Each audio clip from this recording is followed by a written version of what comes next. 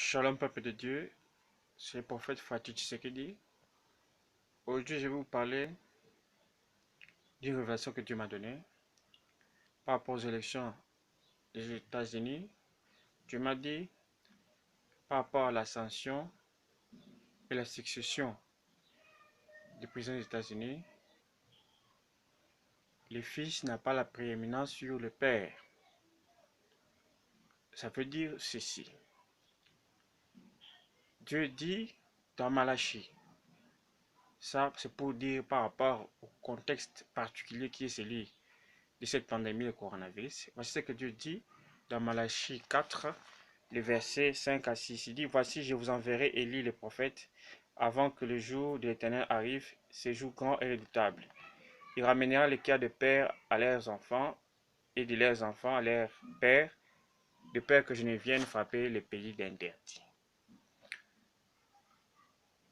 Je vois dans un avenir proche un rapprochement entre les républicains et les démocrates.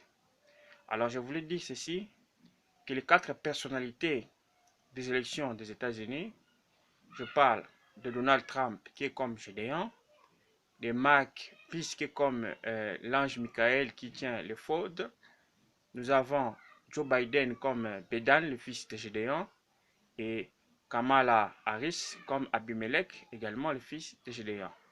Or, nous sommes dans un contexte où chaque personnalité représente un des esprits, des pères et des fils.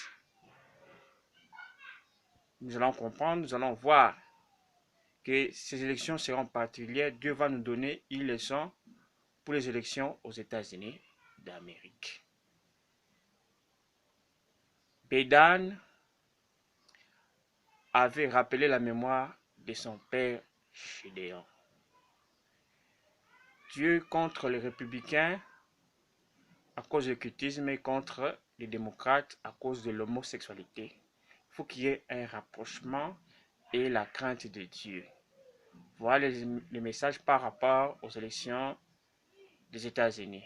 Donc le fils n'est pas plus grand que son père. C'est comme Joseph Kabila n'est pas plus grand que Mouzé Kabila. Et Félix Tshisekedi n'est pas plus grand que Etienne Tshisekedi ou Amulumba. C'est dans ce contexte que je parle. Or, Joe Biden et Kamala sont comme des fils dans la prophétie. Que Dieu vous protège. C'est ça l'ainsi dit l'Éternel. Je le dis au nom de Jésus-Christ. Amen.